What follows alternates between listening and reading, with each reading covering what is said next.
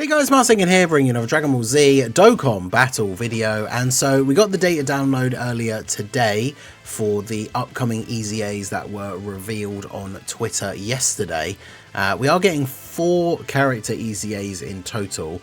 Obviously 2 of them, the dual Dokkan Fest, AGL Pikkon and Tech Janemba, and then the physical Super Kaioken Goku and the STR Pikkon are sub EZAs from the event, which is kind of funny because I made a tweet yesterday morning, like 2 hours before the tweets came out, basically asking you guys who were some sub EZAs you wanted to see in the future, because we haven't got any for a while, and obviously that tweet aged like milk. I might redo it, and because obviously, you know, these 2 sub EZAs coming out are ones that have been long awaited, but there was definitely a bunch on that list that are quite old that we would like to see. So maybe we'll do that for another video for another day.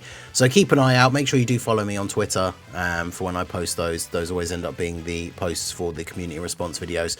But anyway, we are getting 2 EZAs and 2 sub EZAs. However, it is a very small data download as well. Haven't done a separate video for it because it is literally the details about the Extreme Z battle, the Petan, which is starting next week, I think, Monday. And then, yeah, there's going to be, I guess, a banner for Pikkon and Janemba, because there's an Extreme Z Dokkan Festival ticket in the data download. But that is basically it. However, the purpose of the video, as I'm sure you can tell by the title and the thumbnail, is we wanted to talk about the issue that we seem to now be having with Dokkan and these specific EZAs. And this is the banner image for the event. I could do a more zoomed out one here, but we can see it here. The Extreme Z battle for AGL Pikkon and Tech Janemba, the Other World Warriors EZA, is one single 30-stage Extreme Z battle in order to EZA both of the characters.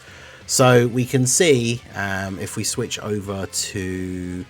we go to this is the... Where's the Dokkan info one? So yeah, this is the event. I'm going to do a team building guide later, as I always do for these EZAs. But yeah, you fight Pikkon for half the stages, and then you fight Janemba, and at the end you get all the medals for both of them. Now, obviously, this is something that Dokkan has not really done before outside of the same time like Goku and Vegeta releases, right? We're very used to seeing when these Goku and Vegeta units come out, they release these destined rivals Extreme Z battles where both of the characters get an EZA in the same event. And, you know, it's not the end of the world because it's not something that happens all the time. But up until now, dual Dokkan Fests, even when they have EZA'd at the same time, have had 2 separate 30-stage Extreme Z battles. But starting with this April celebration for Cell, where we got this event for the EZA for STR, Goku Gohan and AGL Cell, they have been combined into one Extreme Z battle. Now, the thing is, I can see, like, on the one hand, especially for me as someone that like makes content, I wake up in the morning on the day the EZAs come out, I want to get the characters EZA'd as quickly as possible so that then I can start recording like the showcases for them. And 30-stage EZAs are probably one of the most tedious thing. Like, we all, you know, it's always been a meme about how annoying it is to have to grind Dokkan events to awaken the characters once you pull them.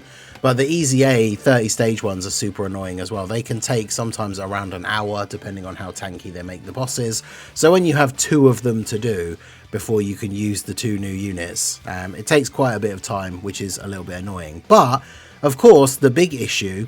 and it includes me, you know, because even though I spend on the game, I would love to get as many free stones as possible. 1 EZA means 30 stone, well, 33 or 34 in total, depending on how they do the missions. So that means we are getting half as many stones with them only doing 1 EZA instead of 2 as the separate events.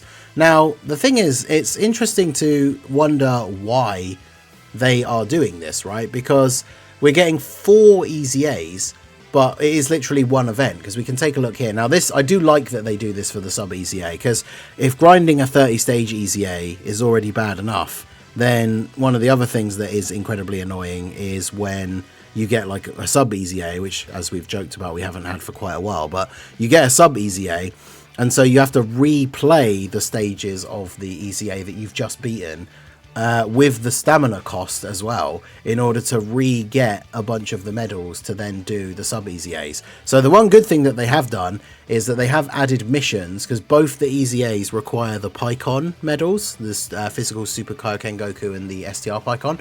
So they've added missions here for beating stage 10, 20, 25 and then 30. So basically just doing the whole easy A. You beat these missions and these actually give you all the medals to easy A, Goku and Pycon. So when it goes back to the efficiency thing, like I was talking about, like you literally beat one 30 stage easy A and then you have all the medals to easy A 4 characters, which in terms of like time, like, and then getting to use the new units in the game, which is the more fun part, like that is obviously good. But they could have easily made Janemba a separate 30 stage fight and still had these missions for beating the Pycon one, because they are the Pycon medals, right?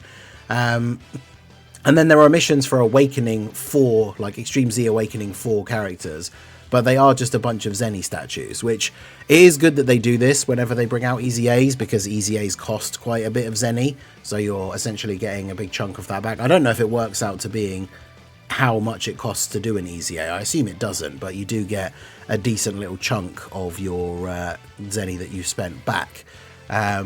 But yeah, literally 130 stage easy A and we will have all of them done. So the big question is, like, why? Why are they doing this now? And someone made a very good point. When I was looking for the data download tweet, we have this one here, right, from Dondre.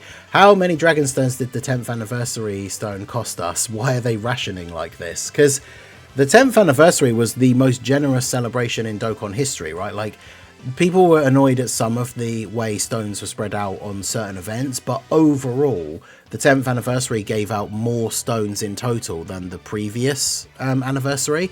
And of course, at the very end of the anniversary, everybody got the Purunga Wish stone to get a free anniversary headliner, which, you know, it's hard to put a valuation on it because with summoning it's all RNG. Like, some people can pull new units straight away, some people can go thousands of stones, but basically being given an anniversary headliner for free is obviously the equivalent of a significant chunk of stones that you would have potentially had to have spent in order to summon for that character. So not only did they give out more stones, they also gave out one of the characters that you would have used stones to summon for. So overall, the 10th anniversary was incredibly generous in terms of what was actually given out to the players. And then we had the EX part with the Vegeta dropping, which was just kind of standard. He didn't come with a lot of content or anything because it was basically the end of the anniversary. Then Saiyan Day dropped and it was an average Saiyan Day in terms of the content. We did get a red zone, so like there wasn't a crazy amount of content or like free stones in terms of, you know, comparing it to something like the anniversary. But for a normal celebration like Saiyan Day in that time slot, that was an average sort of celebration, right? We got the new unit, we got the red zone, we got an easy A for the Path to Power Kid Goku, so we got 30 odd stones from that. So on average, that was, you know, quite normal. And then we moved into the April celebration, and not only did we not get the build up with like the fake game mode and stuff like that, which maybe if I might be misremembering, but usually the update, like when the game, you know, when the new units come out and we get the thing saying like, oh, sorry, you know, that game mode's not actually going to be released, you know, where they kind of pretend that it was going to be a real thing and then something happened and it didn't. I can't remember if that announcement ever came with stones, but obviously we didn't get that, so we didn't get any stones. We did get the cell events though, I guess, when you were solving that puzzle, like to crack the code. If you did all the missions for those events, I think you did end up getting, was it like 20 to 30? So actually, to be fair, that does balance out pretty well. But then they went ahead and dropped the Easy A's for the Goku, Gohan and Cell as one event. So it makes you wonder, like, did they do that because they gave everybody 30 stones for doing the crack the code thing? And it's like, if you look at the celebration overall as a whole, if we get the same amount of stones by the end as we did for like the last April Dokkan Fest celebration, then I suppose it's not the end of the world. But it just comes across kind of scummy, I think, to a lot of people, the idea that like never before, unless it's those weird Goku Vegeta things, and usually it's not even if they're well, as you know, some of them in Dual Dokkan Fest, a lot of them have been the random like banner unit ones, but even the Dual Dokkan Fest, it's the Goku and Vegeta ones that get combined into a single Extreme Z battle and not these. And then, yeah, I had to include this one because I thought it was funny. Taris cannot be this bad, right? We're not getting any Dragon Stones. But I took a look back at the previous year. So this is the wiki timeline for last year, April 2024, this same celebration. So this same celebration last year, we got Topo. This is on JP, obviously. We got Topo instead of Cell. And then we had the April free-to-play character Awakening was the Goku. And got his EZA straight away. Obviously this year we got the Para Brothers EZA, which was really bad, whereas this Goku was actually pretty decent, like on release. And then we're here in this time slot. So we're getting Petan, we know that. And then the 9th, which is today, so obviously usually each year the dates are sort of off by 1 day or 2, depending on which day of the week it is. So this is where we are. This is the time slot essentially for tomorrow, where we got an Extreme Z battle. Now, the interesting thing about last year is we got the Int Gotenks EZA, and he was part of a dual Dokkan Fest with Tech Exchange Boo. But you notice here, this Extreme Z battle is not for Gotenks and Tech Exchange Boo. It's just for Gotenks on his own. We also got a DB story update, which obviously we've had with like the androids thing, a new stage of Super Battle Road, which I feel like we haven't had for ages at this point. And then we got some other sub EZAs, we got some quest update, and then the Frieza event. Like, this is all, I mean, maybe in the next week or so we'll see something like this, but we got this one EZA and it was just Gotenks, right? And if we scroll a little bit further down, it's potentially because, right, we got the Super EZA Tech Gotenks, the Part 2 LR, which obviously we're still waiting to see who that will be for this year, was based around like special pose, so Gotenks obviously worked very well with him. And then we moved into Golden Week, like a week or so later, and as we move into the later part of May, because Golden Week was Boo Saga themed, we then got the Tech Exchange Boo EZA. So rather than do Int Gotenks and Tech Exchange Boo as the same EZA, or do them as two separate ones at the same time, they did the Gotenks one first, because Gotenks was relevant to the units that were coming out at the time, and then literally like 2 weeks later or so, when Golden Week started and was Boo Saga themed, then they did the Tech Exchange Boo. So then it kind of made sense, right? They just delayed it a little bit so that they came out in celebrations where they were at least somewhat relevant, like with the main units of that like celebration or Part 2 LR, that kind of thing. And so even though we had to wait a little bit to get the Tech Exchange Boo, even though they both came out at the same time, it's certainly not the end of the world, and they were two separate Extreme Z battles. So it does make you wonder, like, why are they doing that for this one? Now, obviously, PyCon makes a lot of sense for this celebration. I say a lot of sense, but makes sense for this celebration because he is a tournament participant character. I think he is also on Accelerated Battle, which means he's on Cell's 220 lead, although obviously AGL PyCon in particular is a superclass support unit, so not exactly great for going on Cell's team. But it seems odd, like they could have done a situation like this where it could literally just be the AGL PyCon EZA in this time slot, have the two sub EZAs because they come from his medals, and then do the Tech Janemba EZA at a separate time. Now, you could say that they planned it this way last year because they knew the next celebration, like right after this Golden Week, was going to be Boo Saga.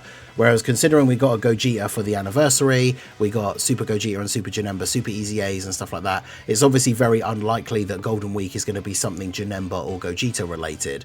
But the next celebration could be anything to do with like movie bosses, big bad bosses, any of that kind of thing, and Janemba's EZA would still fit in that celebration. And at the end of the day, because Tech Janemba's EZA seems pretty good, just like the Tech Exchange Boo, I don't think people would be too mad if we had to wait a couple of weeks or even a couple of months if a later celebration after Golden Week was going to be more relevant to get Tech Janemba's EZA as a separate 30-stage Extreme Z battle. So let me know what you guys think down below in the comment section. Honestly, I don't see any real reason why these need to be put into two events other than put into one event rather than two, other than I guess we know that they've always had an overall like budget, if you will, for a certain amount of stones that will be given out in one celebration, and they've changed over the years a couple of different times how they spread those out over different events. But in this situation, it seems odd considering, especially based on last year, we got a very similar amount of content, but they didn't have to like combine these two EZAs into one event. And obviously for one of those, you know, I saw people talking about it in the Discord today. Make sure you join the Discord as well, join the community, the link's in the description. But it is one of those things, especially if you're a free-to-play player, like seeing the announcement for Janemba and PyCon getting their EZA, you know, a couple of weeks back seeing the announcement for STR, Goku Gohan and AGL Cell getting their EZA, it's like, oh good, you know, as a free-to-play player I can get another 66 stones. And then it's like, nope, sorry, 33, like take it or leave it, it's one event. So not really sure. It does seem, like I say, overall, if the amount of stones they give out in the celebration is the same as it was last year, then I suppose it's not the end of the world, but it just comes across with like a bad taste, especially because of how generous the anniversary was.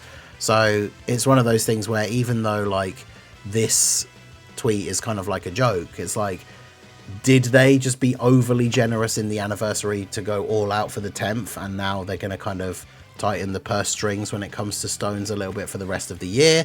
Or are they going to make all of the bigger celebrations of the year a bit more generous, right? Because again, we could see this same sort of thing all the way up until the worldwide, where we're getting seemingly less stones with things like this, with like dual Extreme Z battles, and then the worldwide drops and it gives even more free stones than ever before, which I suppose as a free-to-play player, the big celebrations are the ones you should be saving for, but obviously if you are trying to stock up ready for these bigger celebrations, a lot of people are hoping for like Daima for Golden Week and really want to summon for Daima characters, and so stuff like this where you're just seemingly getting less stones than we would have expected is obviously going to be disappointing for a lot of players. So let me know what you guys think down below in the comment section. Do you think we're going to see a lot more of this going forward? Do you think this is, are they just trying to catch up? Because these guys are some of the last units from, is it 2022 they were from? They're some of the last ones from the end of that year that didn't have EZAs. So maybe they're just trying to get a load of the old ones out as quickly as possible. But even so, no reason why they couldn't have done two separate events. So let me know all your thoughts on this down below in the comment section. Like I say, the only good thing is it will now be nice and easy to get through this Extreme Z battle nice and quickly, get all those units EZA'd, and then of course I will be doing the showcases for all of them, and we'll see how they all get on. But let me know all of your thoughts on this whole situation. What can you see stone-wise going forward for the year? Let me know down below. So that is going to be it for the video, guys. This has been the Master Ningen. Smash that like button, subscribe to the channel if you are new, check out the links down below, and I will see you all again soon. Have a good one.